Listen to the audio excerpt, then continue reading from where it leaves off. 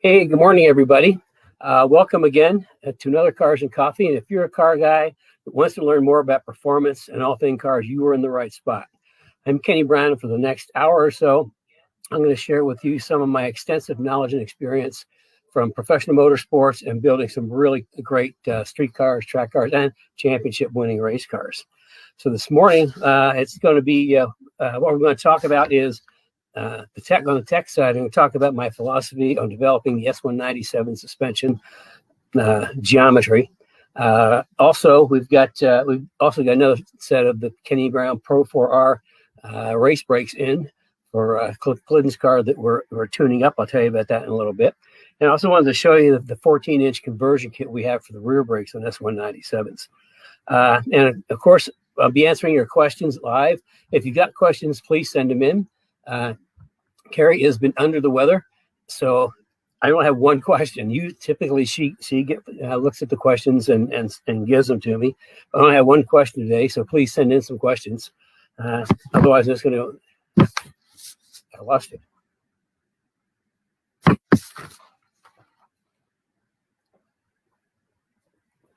Oh, there I am. Okay. Small technical error. Anybody who's been with us for a while know all about our technical gremlins always pop up every now and again. I think I set my paper on my computer and made something go away. So anyway, where did I leave off? Yeah, questions. Please send in some questions. I'll be happy to answer them. Like I say, Carrie only has one question for me this week. And let's see, last week I did on Wednesday evening, I did a workshop specifically on building the ultimate IRS Cobra. For people that have Cobras. And also we have a lot of people now that are putting the Cobra IRS onto Fox bodies. So we had a really good workshop last week. I had a lot of people register for it. And I think everybody seemed to be pretty happy. And I thoroughly hope they learned a lot from what I was teaching. And that went so well. Carrie wants me to do a workshop on a specific S197. So look for that to be coming up in the coming weeks. That sounds crazy, but look for that in the coming weeks. I'll do a workshop specifically on S197, and you're actually going to get a little bit of a preview when I talk about the suspension geometry. Going down as you know, Carrie writes my list for me. Going down my list, stay tuned for the workshop. 15-minute consults. Carrie is opening up my schedule for some more 15-minute consults, complimentary, they're free. You just have to sign up for them, I think either on the website or somewhere in there, or you just call in and get a hold of Carrie and she can put you on my schedule. And you've got questions, you need help kind of figuring out what car, technical questions, or a build plan. I'm really good at creating build plans. And if I know what your end result, what you're looking for at the end, and what your resources are to put into it, I can help you come up with a build plan that makes sense. So you don't have to do things twice and waste money. Let's see. Okay, here she says again. If you're just joining us, I'm Kenny Brown. This is Cars and Coffee, and I'm sharing my knowledge and experience with you and answering your questions. And I hope I can teach you to learn something. Thumbs up. Please give us some thumbs up. That always works, and send some love. That helps us spread a little bit. Speaking of spreading a little bit, if you're learning things and you have some friends that you think would benefit from what we talk about, please share with us. We've actually got some people that are putting up some watch groups, putting some watch groups together. So there's something for you to do. And the next thing on my list, history of cars and coffee. Well, I started it just because we had a whole lot of people that after I do tech seminars and tech sessions at tracks, people come up and say, boy, I wish I could get into your brain just for a little bit. So that's why we started the whole cars and coffee thing. So I'm sort of downloading what's in my brain for everybody. I mean, I can't take it with you. And I've learned a lot and know a lot. So I have no problem sharing. And the people in the academy actually know very well how much I share. Okay, this month's artwork is another one of Nicholas Watt's pieces. I have several of these. He's an awesome artist. But this is called Formation finish. And it is Le Mans 1966 with the 3 Ford GT 40s finishing in formation, which is pretty cool. And next week, we're going to do something a little bit different. Instead of artwork, we're going to feature some posters that come from down under. Marcus Z is racing in the touring car Masters. He was racing a Ford Falcon and an Australian Ford Falcon, but they are building a Fox body, and it's getting a lot of attention down there, and they're using our stuff. So that's kind of really cool. And we're helping them build this car from halfway around the world. But yeah, they got a suspension and a rear end, and we're looking for them to really do a good job when they put it together. So I got some posters from Marcus just the other day, so we'll feature them instead of regular art. Let's see. I'm on page 2. Again, 15-minute consults. My philosophy. Newsletter. Sign up for the newsletter or notifications. I think there's a bell or something you can click on to get notifications when I'm going to go live. And also, I think there's Speed Therapy Society. If you're not a member, please join. It's an awesome group of people. A lot of like-minded car people. It's, I don't know, there's over 500 people in there now, and there's a lot of conversation, a lot of pictures of cars, and that's where the questions come from that I talk about every week. Because, like I said before, I talk about what you guys want to learn about.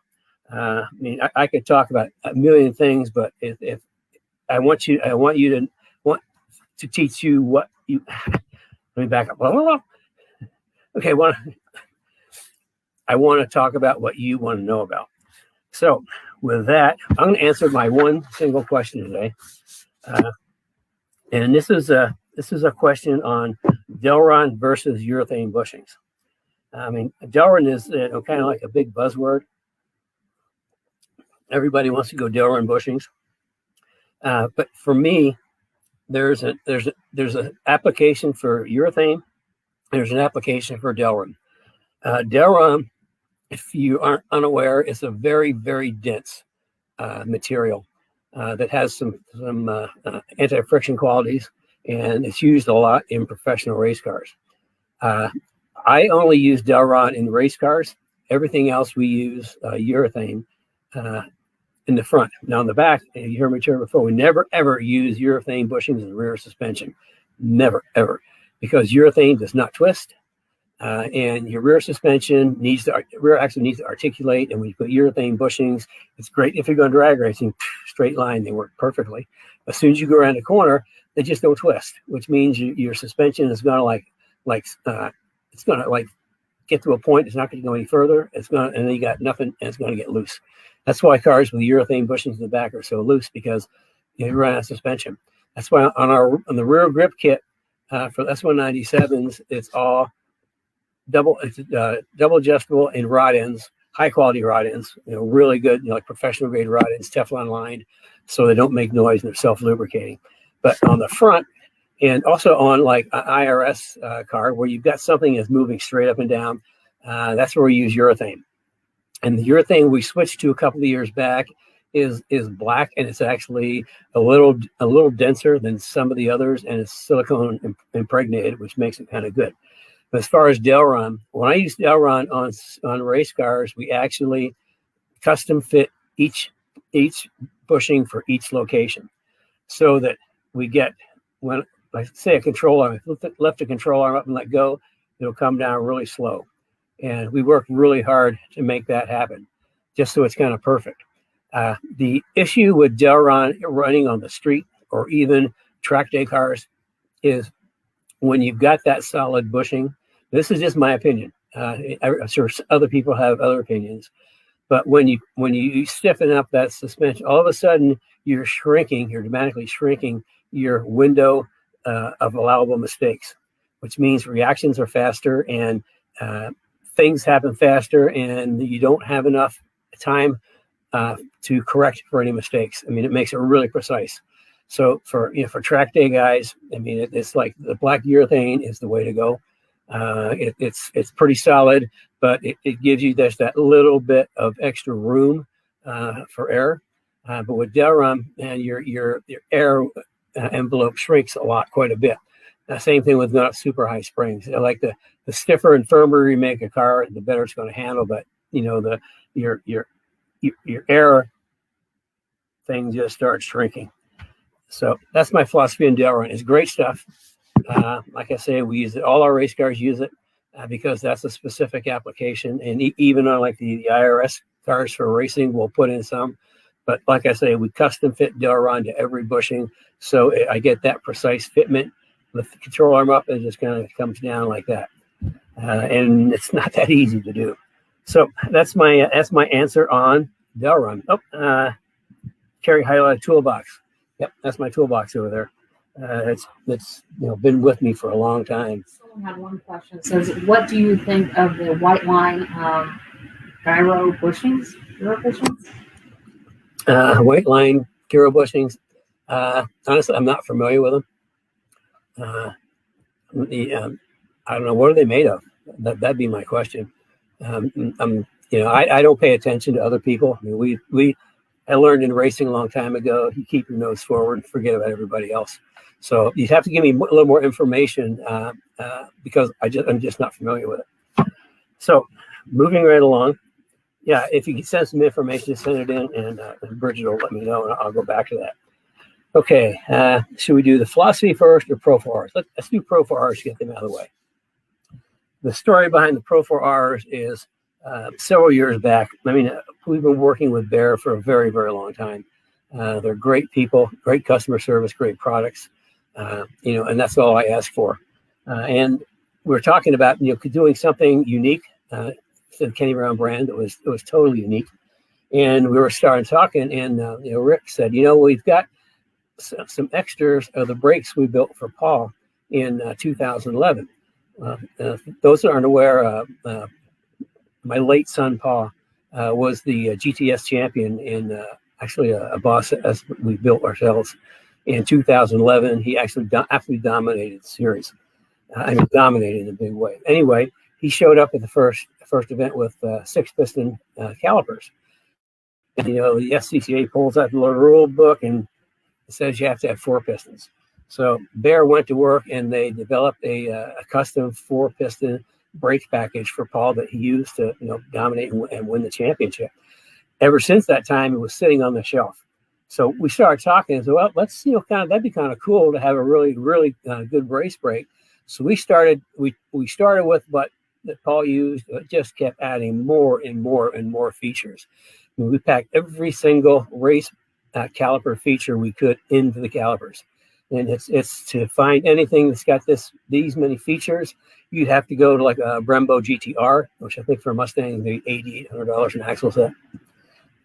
But here I'll show you. I think these are real race brakes. You can see that there's some beef to them. However, if you look underneath, you probably see we go through and we lighten it. We take material out only in places that doesn't matter. If the material's gone, just take a little weight out. And I think you can see the castellated pistons in there. They're stainless castellated pistons to help reduce heat transfer from the brake pads into the caliper. And the clamping force is amazing. That's 6. Can't remember the name. They're like super, super strong bolts. There's 6 bolts that clamp the calipers together. And of course, the radial mount that bolts on the car, and you can see it's ARP studs and 12-point nuts, which are like fully racing stuff. Now, another trick, pads drop in from the top. Just click, makes pad changes super easy and super fast. So, this is, I'm so proud of these. I mean, this really, we put a lot of work into them, and everybody's put them on their car. I mean, this is a track brake or a race brake. Anybody's put them on their car, just raves about it. Speaking of brake pads, something we did that makes it kind of unique and really cool is, remember I said that Paul used the 6-piston calipers, but they wouldn't let him use it. They switched to 4-piston. Well, the way these brakes are set up, they actually use the same pad profile as the 6-piston, big 6-piston BAERs. However, that's a brake pad. The brake pads are 0.98, 25 millimeters, 0.98 inches thick. That's almost an inch thick brake pad. And why is that important? Well, a couple things. Number one, it handles heat a lot better. Secondly, you don't have to replace pads as often, and they really don't cost that much more than the regular pads, because the regular 6-piston pads, I think, are a 0.71 thickness. Most OE pads are in the 0.5 range. So this is, basically almost twice as thick as an OE pad. But it's the same profile on the backing plate as the 6-piston with an inch thick pad. And the thing what I didn't mention is on the 4-piston, the whole 4-piston package is lighter than a 6-piston. So we save weight on the caliper by doing a 4-piston. We save weight on the caliper and just pack tons of features in. There's a whole bunch more features, but I can't remember them all. But to complement that, what we do is we have a 14-inch by 1.25 R-spec rotor. And what makes it R-spec is a couple of things. First of all, it cools a lot better. Next, it's lighter than a normal rotor. And third, it's mounted with Belleville washers. I don't know if you can see those. So it's sort of quasi-floating. And it's, this is real race brake stuff. Our rotors are quite a bit lighter than just a regular 14-inch by 1.25 rotor. So that's what we do on the front of the car, which is pretty awesome. Of course, we put brake ducts on and high temperature brake fluid. But the other thing, any S197 that we do any kind of brake package on the front, even like on the Boss cars, the Boss Mustangs. If we upgrade, they've got the Brembos. If we upgrade to the 2-piece slotted rotors, which actually improve the efficiency of that brake, we go to the back and we do a big update. Now that's a rear rotor, okay? That's a rear rotor off an S197. We've got a kit that upgrades to a 14-inch rotor. It's pretty cool. You get a 14-inch 2-piece slotted rotor. The thickness is the same as the factory, so there's no problem there. And the bracketry that comes with it takes the stock caliper and it just moves it out, so you have a 14-inch rotor. And it's totally transparent to the ABS. And the other thing about it is that, why go to a 14-inch rotor? Well, just think, you've had a ratchet and you're trying to break a nut loose and it's really tight, and you're pushing down and it won't go. Then you get a breaker bar and you push down and you crack it loose. It's leverage. You get way more leverage on a 14-inch rotor than do I think 11.75 or something like that factory rotor. So those are two cool things. We use a ton of these, and everybody loves them. We've also found out in testing a number of years ago that when we put the big rotors on the back, especially with the suspension we're going to talk about, the rotor temperature went up, which means that you're using the rear brakes more. If you're using the rear brakes more, then your stopping distance is getting shorter. So speaking of stopping distance, let's kind of switch over to the philosophy on my S197 suspension. First of all, it's called AGS 4.0. And what that stands for, it's the 4th generation of my advanced geometry suspension systems. That's a big word. The reason it's advanced geometry suspension system is because all my career, I really, really focus on suspension geometry because it's all about grip. You want as much of the tire on the ground at all times to maximize your grip. And that is done with geometry. Now, factory cars are not focused on performance geometry. They're focused on ride quality and fuel economy and tire wear.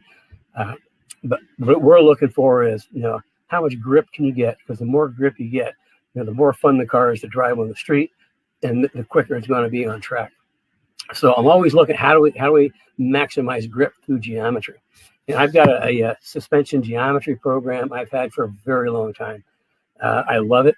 I wouldn't use anything else. To give you an idea, it's so old. It's written in DOS, and the problem is that it was being updated to Windows a number of years back, but the guy that created and wrote it passed away. and his family just dropped the whole thing, so you can't get him anymore. So I just hold on to it like with my life, because it's a great program, and it's really served me well. Anyway, geometry. Getting back to geometry. So really focus on geometry. The S197 Mustang. You look at any Mustang, and as far as performance on track, there's a couple of things that you need to think about. Number one, just the basic platform. Big engine in the front, no weight in the back with live axle. It's a pony car. I mean, that's the way they came out in the 60s. It's still a pony car, which means its primary purpose, primary function, its best utilization is straight line and fast. I mean, they're drag race cars. Get big engines, it's big acceleration, so the strength is going in a straight line fast. The weaknesses come when you have to stop and turn. So when I looked at the S197 suspensions, okay, let's take a really hard look at this. So straightaways are the strength, braking and cornering are the weaknesses. So what I did is I came up with a geometry package that maximizes the strengths and mitigates the weaknesses. So what do I mean by that? Okay, the first thing is, in racing, your best opportunity, and you've seen this on TV, the best opportunity to overtake somebody is braking. If you can brake later than somebody to a corner, you're going to get the corner, you're going to go away. So braking is really important. And Mustangs don't stop that well. You really got the brakes hard, and the whole back of the car wants to come up in the air. So what I've done is in the back of the car, I put quite a bit of anti-squat, which anti-squat is what gets the car traction going forward. But the other thing about anti-squat, it also converts into anti-lift. So it doesn't let the back of the car come up. And I put anti-dive in the front, so the car doesn't come down. And with the higher spring rates that we run, the whole concept is to be able to brake really, really late and really, really hard. If you're going down a straightaway, and if you're racing, and if you can brake 1, 2, 3 car lengths later than the guy next to you, game over. You've got the corner, you're gone. In track days, I actually use it as an intimidation factor. If there's somebody I want to get past, what I'll do is I'll kind of lay back, and there's like kind of a turn. Like a good example is turn 5 at Road America, and I did this to Porsches. I did it to Ford GTs. It works every time. I'll lay back, and then I'll just wait, and just lay into the brakes. And I had one guy tell me, he said he couldn't believe it. He said he was coming up to the corner. He looked in his mirror. There was a red dot behind him. And before he even got to the apex, all 3 mirrors had red. What I do is I really come up on people and just, from way back and I'll brake them, which frustrates a lot of people. They get intimidated and just, kind of wave you by.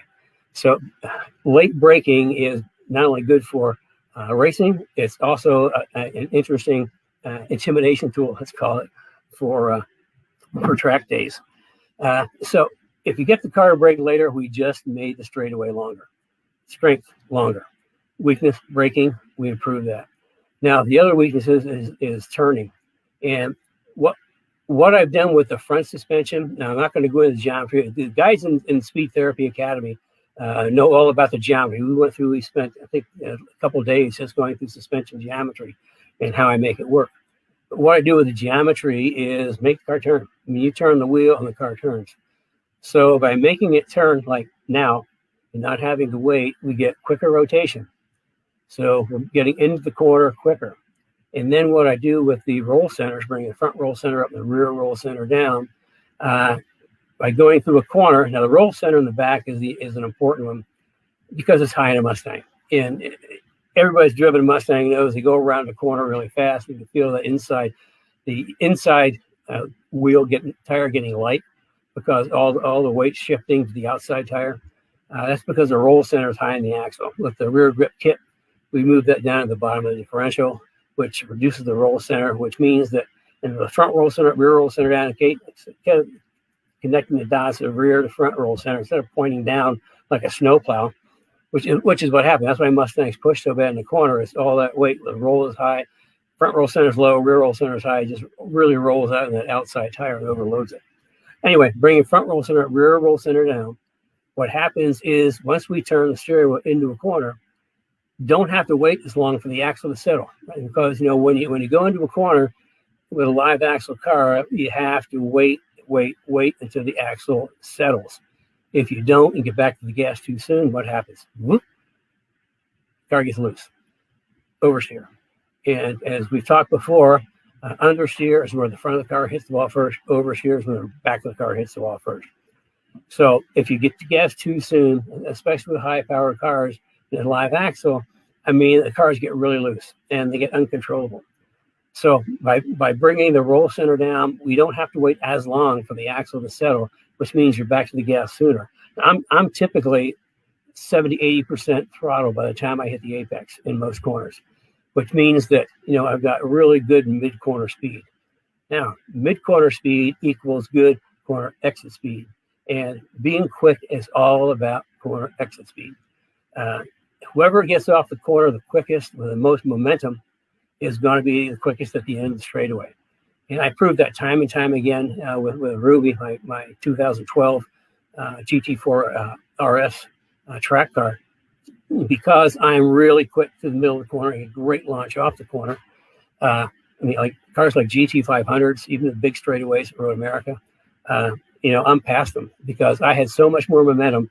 They have to wait for their axle to settle and then kind of get back into it. So I'm already gone. We have a video somewhere where actually it's kind of cool at Road America. It starts at turn 14, and I was carrying enough speed through mid corner that I had to actually back out of it because there was a Viper in front of me. And as soon as we kind of got through the corner, he got off the side. I got back on the gas, and I had so much more momentum than he had. I got past him. This is a Viper and just a 12 Mustang with just cold air kit and exhaust. And I had enough momentum off the corner to stay in front of him all the way down the straightaway. So getting off the corner is important. The other thing about getting off the corner, if you're getting back to the gas sooner, you're getting more corner exit speed. And if you're getting to the gas sooner, then say you're getting to the gas before the apex and you're flat out on the pedal, by the time you hit track out, where other people are just starting to feed in power. Well, what you've just done, you just made the next straightaway longer, by 1 or 2 car lengths. And, you start adding it up, save 2 or 3 car lengths here, save a couple car lengths here every corner. And it adds up really, really quickly. So that's kind of like the whole philosophy, behind my AGS 4.0. It's the 4th generation of my advanced geometry systems. And I call it systems because it's like in the S197, we only have 3 components to our suspension: the rear grip kit, the front grip kit, springs and shocks. And the reason for that is every single component in like the rear grip kit, the front grip kit are specifically engineered to every piece is engineered to have an improvement on geometry, and every piece is engineered to work with the next piece as a system. That's why my cars should handle so darn well. And anybody you see, anybody that's put the suspension on their car, you can rave about it. It took years and years of development to get there. Just to give you an idea, how many years of development? AGS 1.0, the genesis of the advanced geometry suspension systems was the 1987 Celine R race cars that I engineered, built, and managed to 4 national championships in SCCA Pro Endurance Racing. And that's where I started. I actually started at the end of the 86 season. I connected with an engineer at Ford, Mike Jones, who's really smart, and he's a car guy. And he was in suspensions, and he would stay late, and we'd talk back and forth, and he'd work on pickup points and geometry. So by the time we got to 87, we had a really good idea what we wanted to do as far as geometry to really make the cars work. Now let me predicate that. This was showroom stock endurance racing. I think the shortest race was 6 hours, most were 12 or 24. It's showroom stock. You can't change. Theoretically, it's a stock-based class. Steve was crafty enough to get me 3 Virgin K members for the front, and over the course of an entire night, by the dawn, there were 3 K members sitting there that now had all new holes in them and were painted black, and you couldn't tell without measuring. You couldn't tell the difference from a stock one. So that was one of the tricks, secrets, the 87 Celine cars. Why they had such good handling, is they geometry. It's all about geometry, getting that tire down. And also, it's tire down, braking down, traction, grip. That's all about that. So that's kind of like the whole philosophy in my S197 suspension, and it works really, really well.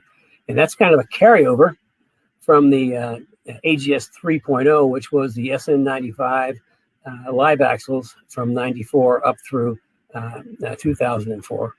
But also some of that geometry also carried into the IRS Cobras, which we're still supporting.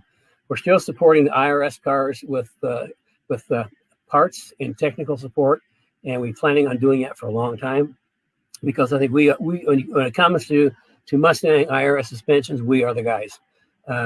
You'd be hard pressed to find anybody out there that knows more about them, knows more about how to make them work, or have parts that come anywhere close to what we have.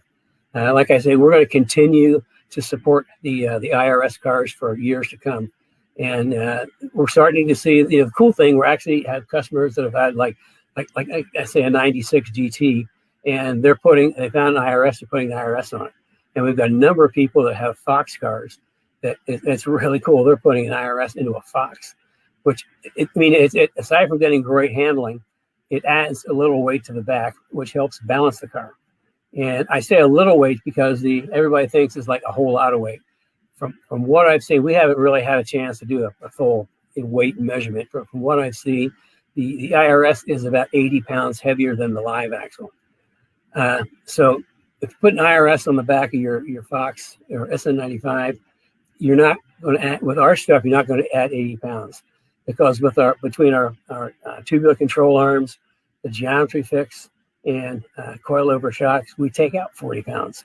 So in reality, you're only adding about 40 pounds to the back, which is perfect because the back of the cars are too light anyway. So it really helps balance the car. Plus, great handling. That goes along with our front grip kit, which is the K-member. Both of the IRS package. With the IRS, it's AGS 3.5, the SN95s, and we introduced that at the 2000 SEMA show. And it's been a great suspension package ever since.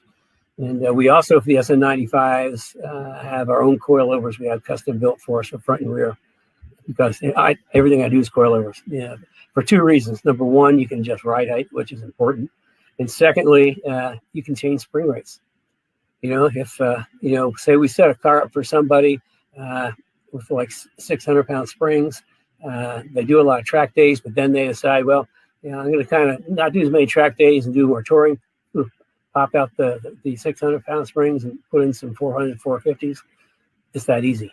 So, coilovers just make life so much easier when it comes to spring rates, and I'm a nut about spring rates. If anybody's ever been, all people who've been with me for a while know that I'm, again, one of the only guys that really, really focus on spring rates. A real quick scenario on my spring rate philosophy.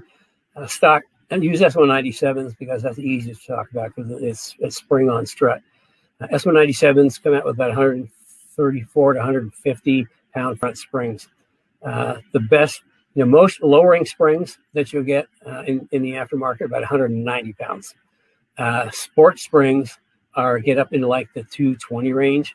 And I've seen somebody called competition springs that are like 250. Our touring package starts at 350. And our street performance is 400. Our intermediate track on street tire, like high performance street tires, not track tires, would be, depending on the driver and the car, I'll prescribe either 500s or 550s. For our fast guys in like advanced group on sticky tires, we're running 650 front springs. And if you think that sounds like a lot, on my late son Paul's World Challenge Boss 302S on Pirelli slicks with motorsport shocks, and when we start getting up in big spring rates, you have to have motorsport shocks designed to carry that. It was like 850, 950. I think one time you used 1,000-pound springs. So you can see as the more spring you put in the Mustang, the faster it becomes. But you can't put too much spring in on street tires, otherwise you kind of defeat the purpose. That's another subject we'll talk to another day. So anyway, that's kind of like the whole philosophy behind my springs. And maybe 6 months or a year ago, somebody sent me a clip of another company talking about their latest race car and how they had this is like a full-on race car. I'm guessing NASA, American Iron, or something like that. And they're touting that they had recently gone to coilovers. I've been in coilovers once, a long time. They recently went to coilovers, and they are all the way up to 400-pound springs. I thought, okay. I tell you what, a 400-pound spring on like an American Iron car, drive like a dream. Be really, really easy to drive. It won't be super fast, but it'll be easy to drive. A spring rate in that range, 400, 450 on a track car or race car, super easy to drive. That's just because when the more spring you had, the quicker it comes. But also we're talking about that, your envelope of air. It's just more spring starts shrinking. That's why it's just a normal like intermediate track day guy would jump into a car like Paul's World Challenge car with 800, 900-pound springs on slicks. The chances of them not making a full lap are better than 70%, because what happens, everything happens fast. I mean, really, really fast. Your margin of error ends up about this big, and that's like for Paul, it was not a problem for him because he was so good. I mean, and he'd been driving for years. He was really good. He's got instant muscle memory. I mean, he doesn't have to think. When he feels something in the car, he just reacts. He doesn't even have to think about it. Somebody that doesn't have that level of experience, something happens, starts happening in the car, it takes them a little bit of time to process, and they're not going to have the reaction time to save it. So, I mean, springs are really important. Nice, easy track car to drive, 400, 500-pound springs. If you got sticky tires on the Ruby, my car, with the Pirelli P0 Corsas, which are a track street tire, I was at 650, and most of our advanced track people we have it at 650. So, I mean, springs are really important in making cars handle. But you have to understand how they work, number one. Secondly, you have to have shock valving that supports the spring rates that you're running. Because you put a real big spring rate in like a stock shock, and they're not going to last. Let's just say somebody puts in even like aftermarket 197, put an aftermarket sports or quote competition springs at 225. Shocks are engineered around 150 spring rate, and you add that much more, and it's going to overwhelm, specifically the rebound. And back when we were doing Fox cars a long time ago, we had a lot of people say that they put like the motorsport springs on their cars and just killed the ride quality. The fact is, ride quality is controlled by the shocks. The springs, all the springs do, they hold the car up. Ride quality comes from the shocks. What they were doing, they're putting higher rate springs on stock shocks, most of which were worn out, and the shocks couldn't handle it. Anytime somebody put the sports springs on with this, even like a Coney Red, the ride quality was dramatically improved.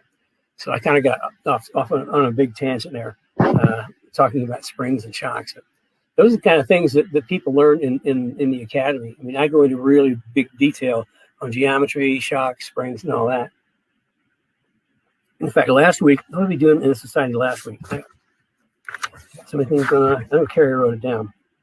Oh, last week in the academy, I mean, we covered car prep, track setup, alignments, and dialing in. And what's coming up this week is like the big one. We've spent, I think, 10 weeks talking about all the things in the car, understanding how everything works together. But we're coming in the last 2 weeks where we're going to be really getting into dialing in the car for maximum performance, maximum handling. That's going to be, it's kind of like I've been building up to in the academy just for this, and everybody's pretty excited about that. And actually, the last master class we're going to have for the academy is a good friend of mine, a race engineer of many, many years, won Trans Am championships. He's engineered just every kind of race car. Anyway, everybody wanted to know a little bit more about data acquisition. I know enough data acquisition. What I pull out of data acquisition is only what I want to know to help make car go quicker. because you can really get in the weeds on data acquisition, looking at too many things. So I'm not a super data guy. I'm competent in data acquisition, the way I look at things, but I'm not like a full data on engineer. Anyway, Buddy Fay is an engineer, and when it comes to data acquisition, he actually wrote the book on it. Back in the 80s, he wrote a book on, I think it's called Data Power. So he's actually going to be our last masterclass speaker for the Speed Therapy Academy. And everybody's really looking forward to that because he's really, really smart guy and super accomplished race engineer. Let's see, what have I been through? My gosh, I've been through almost everything. Do you have any questions coming in?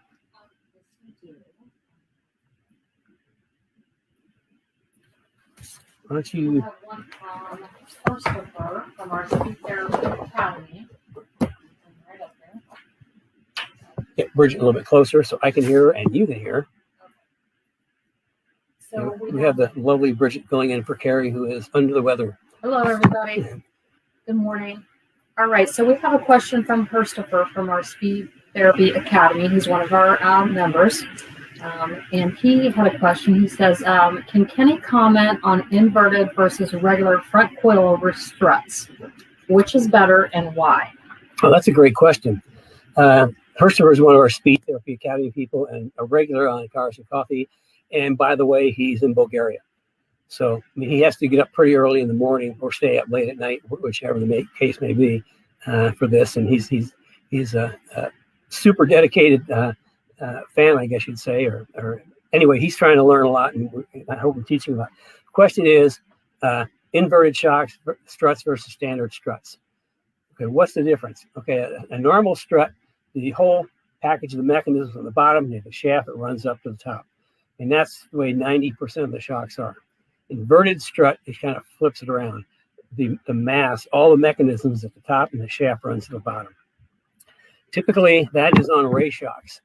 And the benefit to an inverted shock is the fact unsprung weight. I mean, you're taking weight off the control arm and mounting it to the chassis. So all you have running the control arm is just the shaft. Otherwise, I mean, the mass of the shock is mounted to the control arm, which adds the unsprung weight. You put it on the top, and it's unsprung weight. I mean, it's a really great concept, but typically any of the inverted shocks are normally expensive. And that's what we use. If we're building a full-on race car, I would use inverted struts on the front, if they're available from the manufacturer that we're working with. So there's that. Inverted is cool. It just takes unsprung mass off the control arm and turns into sprung mass on the chassis.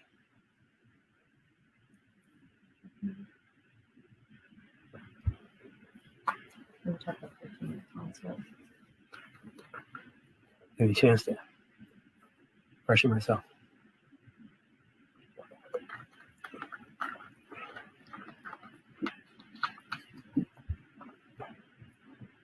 As you said, I should mention the consults again.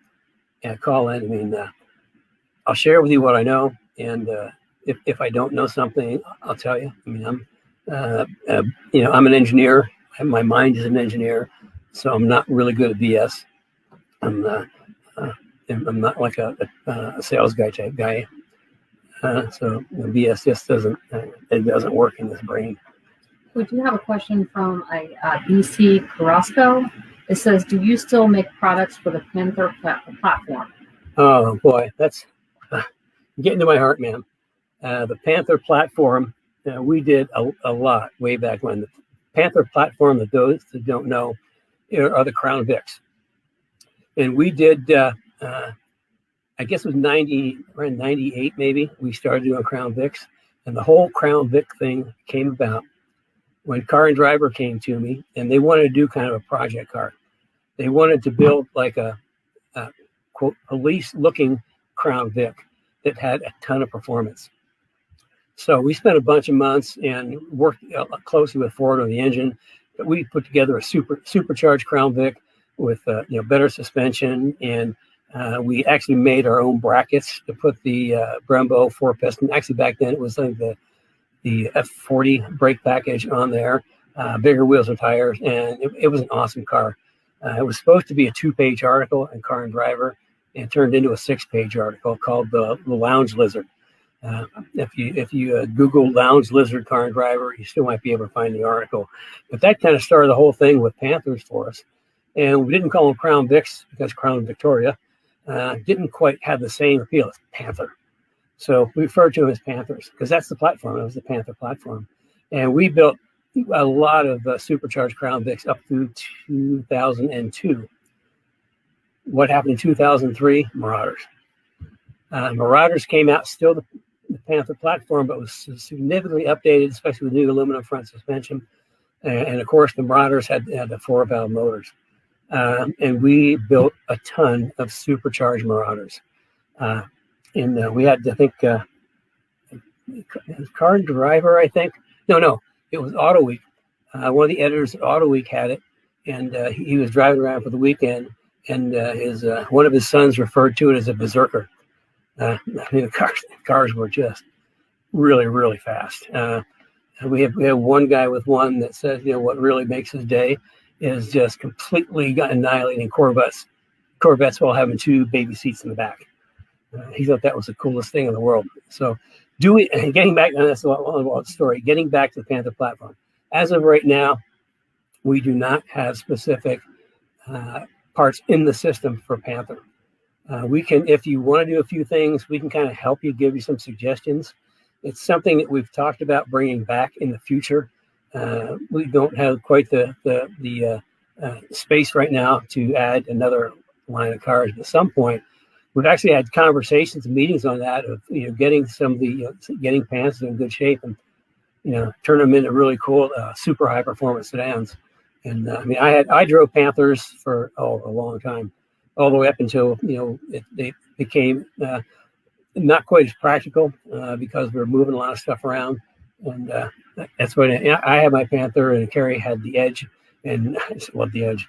So anyway, if you're looking for things, you call set up a 15-minute consult, and I'll try to guide you as best I can, because I think some of the parts that we used are still available, and I can kind of help you if I can. But yeah, I really love to bring the Panther platform back, because that was a cool car. I love those cars. Okay. There's been some conversation. Wendy's talking about her track weekend last week, and you might want to comment on this. It says, I've had issue recently in a few turns with push end of last weekend. I softened my sway bar, only did 1 session on it, and it was a lot of change times were good, but I hadn't really adjusted to it. Okay. It's, does she say if it's pushing into the corner or off the corner? She says, a few turns with push end, yeah. Okay. The kind of in the simplest terms of shocks, I use bump in the front from the apex, from the turn into the apex, and rebound from the apex off. Now, why do I say rebound from the apex off? Okay, we're talking about the makeup of a shock absorber. A spring compresses, and as a spring compresses, once it's at its full compression and decompresses, get boing, and they'll keep bouncing. The whole purpose of a shock is to control how fast or how slow that spring unwinds itself, and that's with single adjustable shocks. That's what rebound does. It adjusts how slowly it allows the spring to come off. The only thing to do is there's not enough real information for me there, but make sure your tire pressures are right and camber is right and toe is right. But then also try, tuning is every car, every day, every driver, every track is different. And tuning kind of gets to be a personal thing. And when you get in a situation like that, the best thing to do is, add a couple clicks of rebound for 1 session. Did it get better? Did it get worse? If it get worse, then go back and take a couple of clicks off. In fact, you can, with the shocks that adjust on the top, you can even go do a couple laps and pull in and have somebody adjust the shocks for you. But you just have to work back and forth. If you had double adjustable shocks, that's where you might put just a click of bump into the back to help the car turn, kind of rotate more. But pushing, if it's off the corner, yeah, I mean, you just have to go back through and check everything. Alignment, the camber on the tire temperatures on camber. But as far as adjusting, yeah, you can just it's adjust the sway bar all the way out soft, adjust it all the way in firm, and you have your notebook, make your notebook and write down the results. I did this. I just notebooks. Everybody should have a notebook for their car, and every track event you go to should have a separate section. And if you make an adjustment, write it down, because if you think you're going to remember it, you won't. But yeah, it's just a matter of writing down. I made this adjustment, and this is what happened. But it's kind of trial and error. It's probably something to do.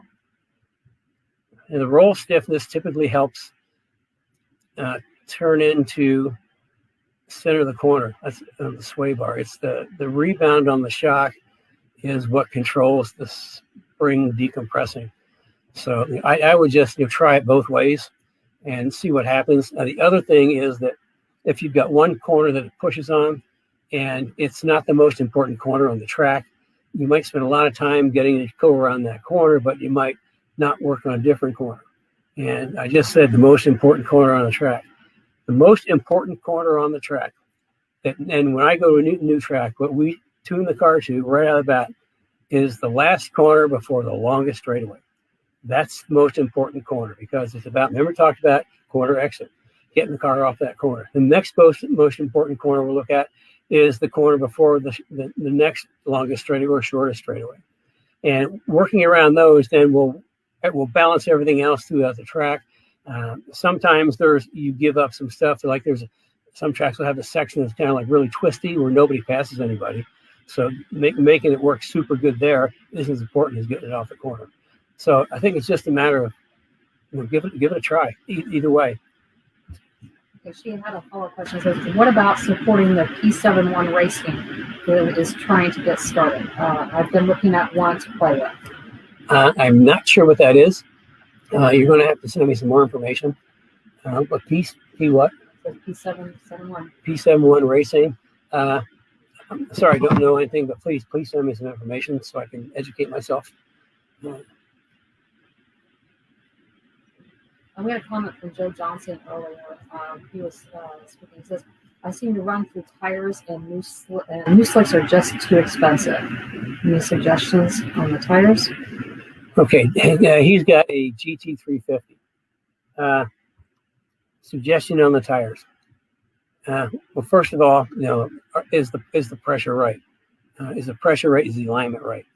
The other thing is you might think about a different shock package. I know that one of the reasons we use the JRZs, aside from that they're the shock that helped Paul win the championship, is the fact that they're really good on tire wear. They help tire wear. So it's like tires are consumable, and there's a lot of things can chew up tires. Better shocks can help extend tire life, but you always have to make sure you got your pressures right, and you've got your camber adjusted right for front and rear, and you've got all the caster in there. There's a tire temperature is super important. I wrote an article a number of years back that I recommend everybody read if they're doing track days. You can Google Kenny Brown tire temps, and it'll come up. And it'll tell you exactly why I do tire temperatures, and it's so important for a lot of our customers that are out in the field with my suspension. They call in and say that like if Wendy were to call in during the week and schedule a call with me, questions I'd ask. First question is about the tire temperatures. I need to know what the tire temperatures are, all four, because that'll give me a starting point for data. And then, like we talked about in Speed Therapy Academy this week, the first session in the morning, the first day, you just work on tire pressures, tire temperatures, tire pressures.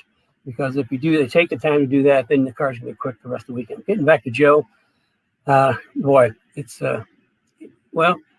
slicks are too expensive. But the other thing about slicks, if you go to slicks, you have to significantly increase spring rate.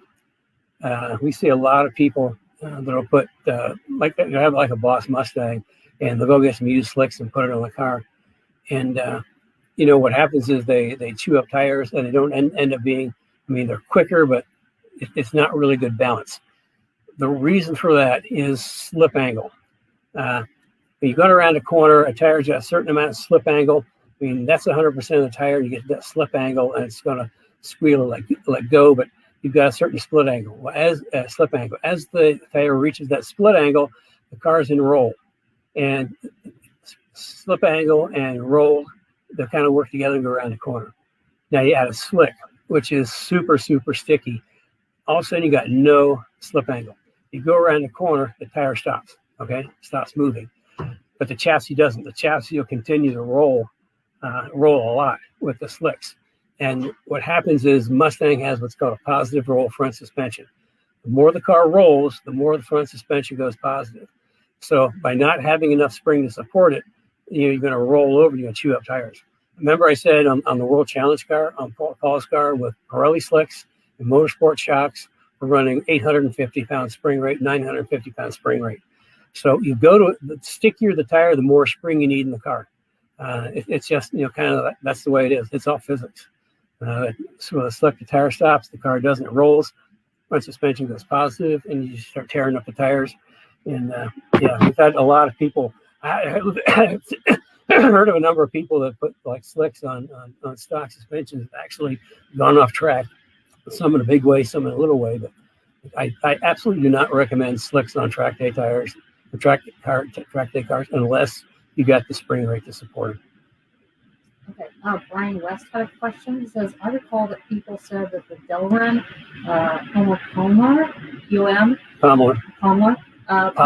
polymer pounded out and had to be replaced periodically. Is this true? Still the case, or is this a wise tale? I'm going to say possibly. I'll say possibly because if you recall when I was talking about Delrin, when we put them on race cars, we custom fit every single bushing to its specific place on the car. So that, like I say, when I lift up the control arm, it'll just have a slow descent. Delrin is it's precise. And if you haven't taken the time to make sure that everything is exact, then what could happen is you might have a little bit of misalignment on those Delrins. And if that's the case, then there's a chance that you are going to beat the Delrin out a little bit. So I would say, yeah, it's totally possible. I mean, if you don't have complete geometry and continuity between suspension points, it could very well pound out the Delrin. But like on our race cars, we a set of Delrin bushings will last the season. So I would say possibly. And back to Wendy. Brian West is another one of our Academy guys. Earlier, back to Wendy. And Joe. She said the P71 is the police interceptor Crown Vic. Police interceptor Crown Vics. What was the question about P71? Actually, the police interceptors, everybody thinks are really fast. They got the same engines as every other car. What makes them different, they've got a much better suspension. They've got like a bigger radiator for better cooling because, cop cars sometimes I sit in idle for a while. They've also typically have bigger alternators because they need to run all the electronic equipment, all the little radar guns to get you. But as far as the engines, they're the same, but it's a much better platform. And we actually use some of the pieces off of the police cars on the regular Panthers because nobody really makes parts for Panthers, aftermarket parts. So we would raid the Ford bin for police interceptor parts.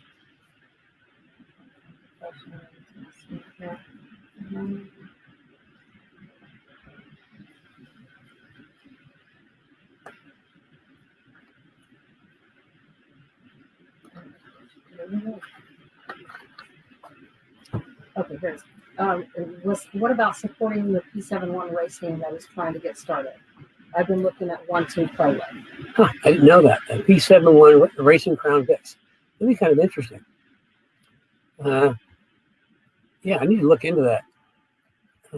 Because like I say, I've got a lot of experience with Crown Vics, both the earlier ones and then the 03, 04s and newer. with the updated suspension. So yeah, I'm going to have to look into that. B71 Racing. I'll Google that after I'm done here and check into it.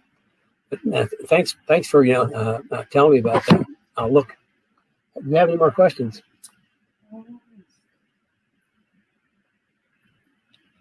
I'm running out of coffee. That must mean the hour's up. Kobe Ward just commented. He said, "My curiosity is piqued regarding the secret S197 rear suspension part you talked about last week."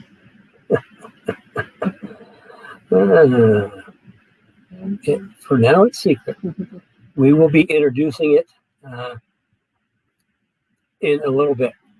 It's something I've been working on for a lot of years.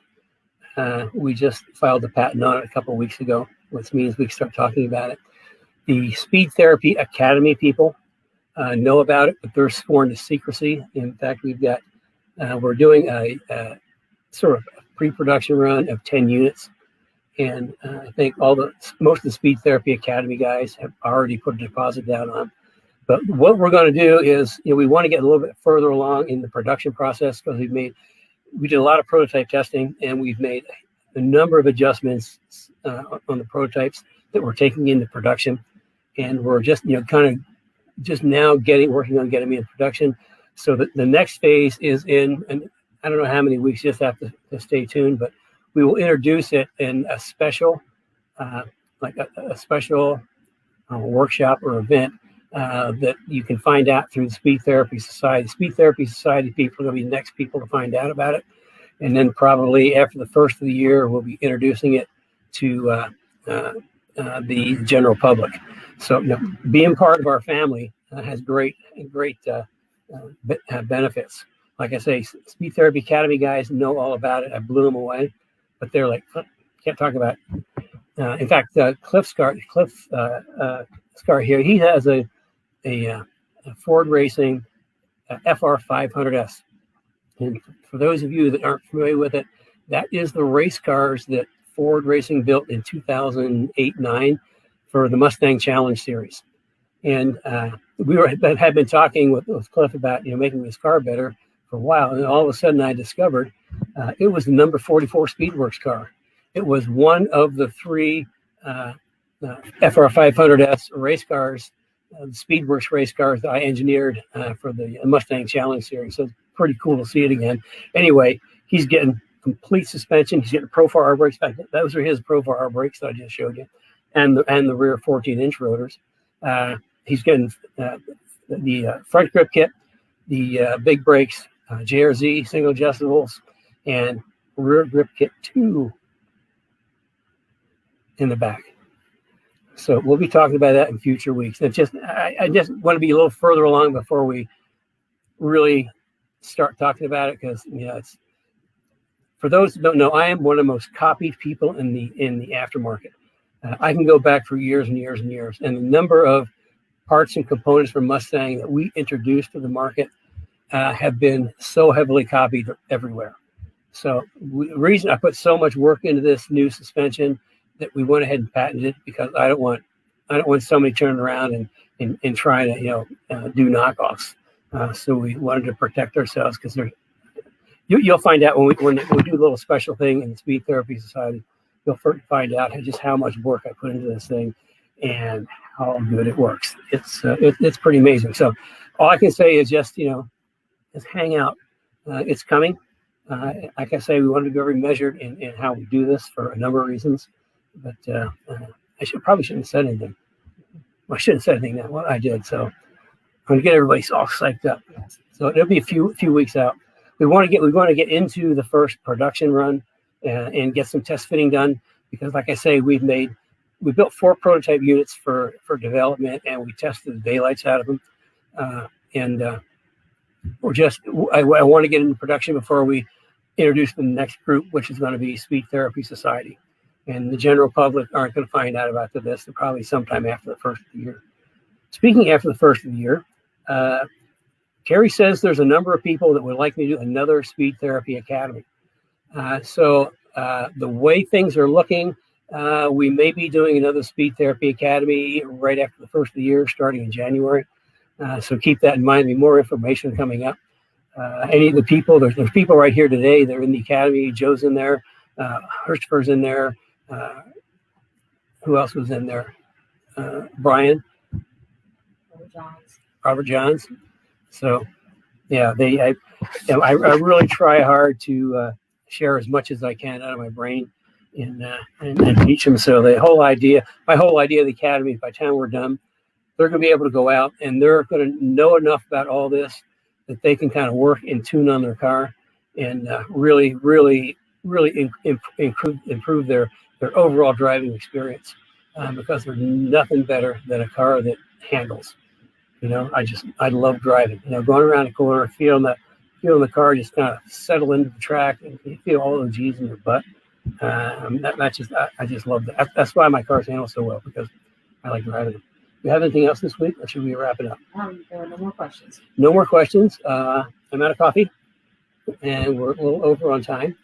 So please subscribe to our. I should have done this before. Carrie wasn't here to remind me. Subscribe to our YouTube channel, because we simulcast on Facebook Live and YouTube every Saturday morning. And then, of course, we've got on YouTube, we've got all the episodes. Because I think this week is episode 32. I wouldn't have believed this when we started, a number of months ago, just in front of a phone answering some questions. So anyway, that's sign up, hit the bell. Join us in Speed Therapy Society. It's pretty cool. And if we don't have any more questions, Kobe's asking what it's going to cost. You'll find out that later. And unfortunately, it's not inexpensive because it's pretty complex. But you'll find that out in the coming weeks. We have one question that just came in from Annabis. Pharaoh says rear grip 2, what would it be? RS kit, watts length would be major. I'm not sure what he's asking. Can't tell you. You're just going to have to wait. It's not an IRS, I'll tell you that. And it's pretty unique. I shouldn't even be talking about it, but I probably should build up a little excitement for when we actually introduce it to you guys. But like I say, the Academy guys know all about it, it's coming up. We're actually doing some adjustments on the package this week with manufacturing, because there's a lot of machine parts, and it's great. So I'm pretty excited about it, and the guys in the Academy can tell you, when I start talking about this thing, the suspension can really wound up. So with that, if there's no more questions, we will see you next week. And remember to keep the shiny side up. And please send in your questions because, again, I talk about what you guys want to learn about. And I know a lot. 40 years in professional motorsports. Been there, done that more than once, which kind of makes me different than other people, because my old trusted toolbox, I made my living out of that toolbox for 20 some years. In fact, I still use it all the time. So, that's why I know cars so well. I've been started as a floor sweeper and apprentice mechanic, master mechanic, crew chief, engineer. That's kind of like the progression I went through, all self-taught, because it's easy to me. Anyway, I'm kind of rambling on. Listen, we'll see everybody next Saturday, and be sure to share. If you're getting value out of this, and some friends that will get value out of this, please share it with them or invite them to Speed Therapy Society, because the society people are going to be next people to learn about my new suspension. So until next week,